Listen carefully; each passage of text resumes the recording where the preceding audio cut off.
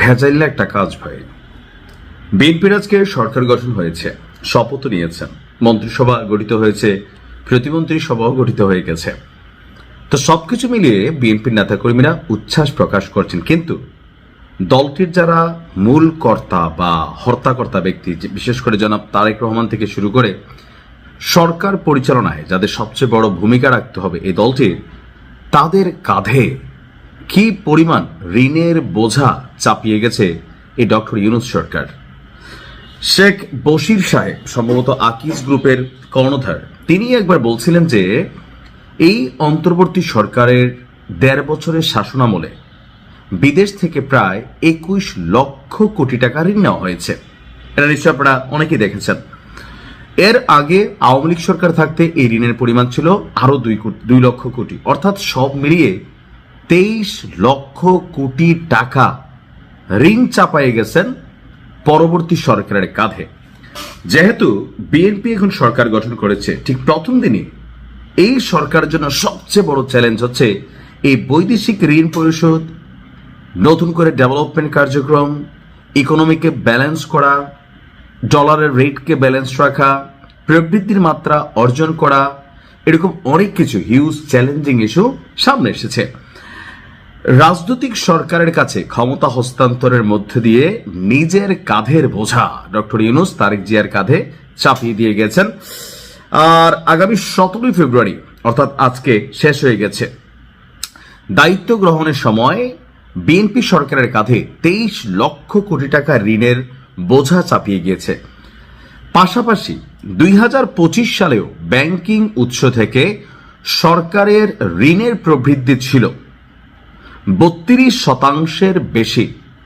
এমন পরিস্থিতিতে ক্ষমতা গ্রহণের প্রথম দিন থেকেই বিএনপি সরকারকে অর্থনীতির একটা বড় চ্যালেঞ্জ মোকাবেলা করতে হবে।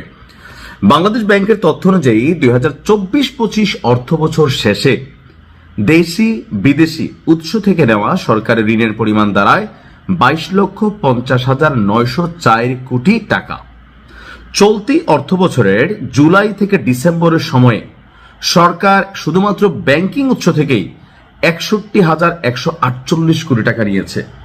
এখন আসলে এই ১.৫ বছরে দেশে কি উন্নতি হয়েছে, কি ডেভেলপমেন্ট হয়েছে, কি সংস্কার হয়েছে আমি আসলে জানি না। তবে অনেক জায়গায় রাস্তাঘাট, যেমন আমার কুমিল্লা ৫, এখানে বুড়িচুং ব্রাউনপাড়া যে রোড আছে, এই রোডটাতে উন্নয়নের কাজ হয়েছে। কাজ হয় না একদম তা না, তবে যেই টাকাটা টোটালি এখানে আসলো সেই পরিমাণ টাকার কাজ হয়েছে কিনা এটা হচ্ছে প্রশ্ন। দর্শক, এই সময়ে ১০৭,৪০,০০,০০০ নেট বৈদেশিক ঋণ আমরা গ্রহণ করেছি। প্রতি ডলার ১২২ টাকা ধরে এর পরিমাণ ছিল ১৩,১০৩ কোটি টাকা। সেই হিসাবে চলতি অর্থ বছরের প্রথম ৬ মাসে সরকার দেশি বিদেশি উৎস থেকে ৭৪,২৫১ কোটি টাকা ঋণ নিয়েছে। সব মিলিয়ে গত ১.৫ বছরে আপনার সরকারের ঋণের পরিমাণ দাঁড়িয়েছে ২৩,১৫,১৫৫ কোটি টাকা। আমরা যারা ভাবতেছি যে বিএনপি সরকার আসার সাথে সাথে একদম সবকিছু জনাব Tarique Rahman I have a প্ল্যানের মাধ্যমে সুপার ম্যাজিক দিয়ে তিনি সব সমাধান করে ফেলবেন, এটা কিন্তু সম্ভব না। কেন? কারণ এই সরকারকে প্রথম যে চ্যালেঞ্জটা মোকাবেলা করতে হবে, যেগুলো বৈদেশিক ঋণ পরিশোধ করতে হবে। আপনি বিশ্বব্যাংক থেকে টাকা আনবেন, আপনাকে পরিশোধ করতে হবে। আপনি আকু থেকে টাকা আনবেন, আপনাকে পরিশোধ করতে হবে। যেই দেশগুলোর সাথে বড় বড় মেগা প্রজেক্টগুলো কানেক্ট ছিল, অথবা ডক্টর ইউনূস সরকার বা তার যে উপদেষ্টারা যারা দেশ ছেড়ে এখন পালানো শুরু করছে, এই যে টাকা আনছে, আইনা কত টাকা ব্যয় করছে বা কত টাকা কি হয়েছে, সেটা হয়তো আস্তে ধীরে বের হওয়া শুরু হবে। তবে অনেক উপদেষ্টাদের পলায়নে জনমনে প্রশ্ন তৈরি হয়েছে, ভেতরে কি কোনো অন্য ধান্দা ছিল? হয়তো কিছু না কিছু ছিল। এখন যখন সরকার গঠনের আগেই ২-১ জন ভাইগা গেছেন ডক্টর ইউনূসের কাছের লোক, তখন মানুষের মধ্যে তো প্রশ্ন আসে। ২৩ আওয়ামী লীগের নেতা কর্মীদের মধ্যে খুশির জোয়ার পড়ে গেছে। আমার কাছে মনে হচ্ছে যে একটা ভিন্ন রকম দৃশ্য আমরা দেখতে পাচ্ছি। আমি গেল ৩ দিন আগে একটা নিউজ দিয়েছি যে বিএনপির একজন নেতা দাউদ ভাই, তিনি নিজে একটা আওয়ামী লীগ অফিসের তালা খুলে দিয়েছেন। এমনকি বলেছেন যে আওয়ামী লীগের যারা ভালো নেতা কর্মী আছে, যারা কোনো অন্যায় করে নাই, কোনো অপরাধ করে নাই, তারা তাদের দলীয় কার্যক্রম ওই এলাকায় চালাতে পারবে। এর ঠিক পরের দিনই ঠাকুরগাঁয়ে ঘটেছে আরেক ভিন্ন ঘটনা। এরপরে দেখলাম খুলনাতে ঘটেছে, আরেক ভিন্ন ঘটনা, অর্থাৎ একটা সিরিয়াল অথবা ধারাবাহিকভাবে এই ঘটনাগুলো ঘটছে। দলীয় কার্যক্রম নিষিদ্ধ থাকা গত 18 মাস ডক্টর ইউনূস সরকারের ক্ষমতাসীন সময়ে আওয়ামী লীগ যে অফিসগুলো তাদের কার্যালয়গুলো খুলতে পারেনি, তো সেই অফিসগুলো বিভিন্ন জায়গায় আস্তে আস্তে খোলা শুরু হয়েছে। ঠাকুরগাঁয়ের পীরগঞ্জ উপজেলা কার্যালয় খুলেছেন নেতাকর্মীরা। এ সময় তারা জয় বাংলায় স্লোগান দিয়েছে। পরে তারা কার্যালয়ের সামনে জাতীয় সঙ্গীত গেয়ে জাতীয় এবং দলীয় পতাকা উত্তোলন করেছেন।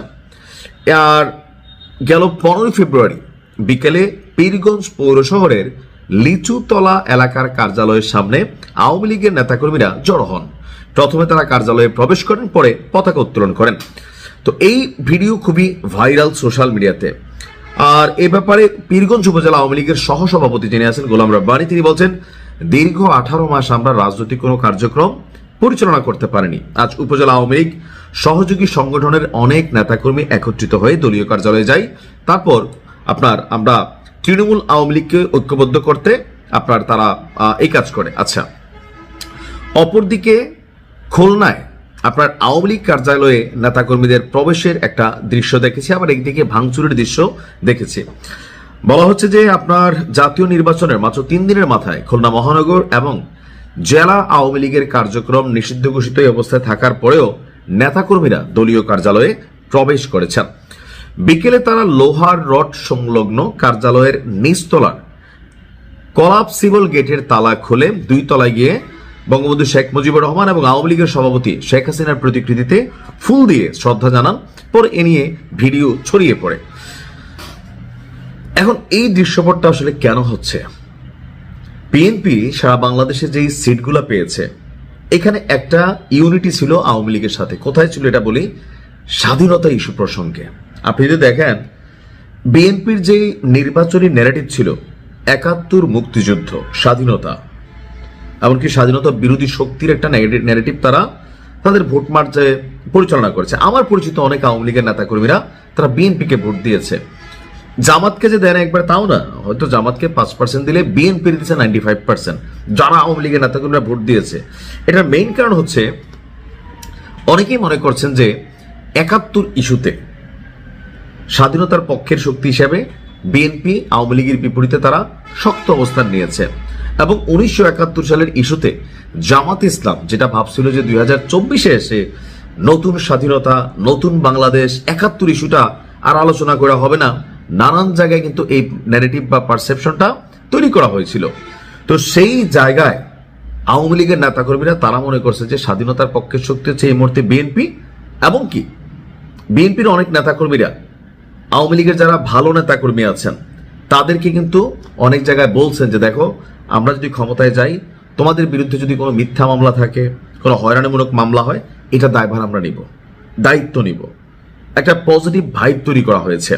তো এই ভাইবের কারণে বিএনপি যে সিটগুলা পাইছে, তো সেখানে আওয়ামী লীগের একটা বড় রকমের সাপোর্টিং ছিল। তো সেই কারণে কিছু কিছু এলাকাতে আমার কাছে মনে হচ্ছে যে বিএনপি যারা আছেন এখন, এমপি তো বিএনপির বা জামাতের, সব আসনে যে বিএনপির তা না, তো সেইখানে একটা লোকাল সেটেলমেন্ট ছিল, এই কারণে কার্যালয়গুলো খুলছে। তবে এতে খুব বেশি খুশি হওয়ার কিছু নেই। কারণ কি, আবেগের বসে বা জোশে আইসা দেখা যাচ্ছে না আমরা অফিস খুলে ফেলছি, আবার আগের মতন হয়ে যাবো, ভাই নও। এই 2026 ত্রয়োদশ জাতীয় সংসদ নির্বাচনে একটা জিনিস এস্টাবলিশড হয়েছে, সন্ত্রাসী কর্মকাণ্ড, চাঁদাবাজি, গুন্ডামি, মানুষের উপর জুলুম, এই জিনিসগুলা বাংলাদেশের মানুষ পছন্দ করে না। আওয়ামী লীগ সরকারকে পতনের মাধ্যমে একটা মেসেজ এই জাতি ক্রিয়েট করে দিছে যে যারাই বাংলাদেশের রাজনীতিতে লুটপাট, দুর্নীতি, অন্যায়, জুলুম, মিথ্যা মামলা, ধান্দাবাজি এগুলা করবে, এক টার্মের বেশি, এক টার্মও থাকতে পারে কিনা এখন সামনে এটাই হইতে পারে পাকিস্তানের মতো। পাকিস্তানে কোনো ক্ষমতাসীন সরকার টানা 5 বছর ক্ষমতায় থাকতে পারে না। আন্দোলন হয়, হেনা ভোট হয়, সরকার পড়ে যায়। তো এবার দেখা যাক কি হয়। আমরা চাই বাংলাদেশে যারাই রাজনীতি করেন, আপনি রাজনীতির সৌন্দর্যটা আপনার মাধ্যমে প্রকাশ করবেন। খারাপ কাজ করবেন, ক্ষমতা আছে অপব্যবহার করবেন, আওয়ামী লীগের দিকে তাকান। আবার আওয়ামী লীগের ভালো নেতাকর্মীদের দিকে তাকান। এত কিছুর পরেও আওয়ামী লীগের অনেক নেতাকর্মী আছে বাংলাদেশে সম্মানের সহিত আছে। কেন? যখন ক্ষমতা ছিল তারা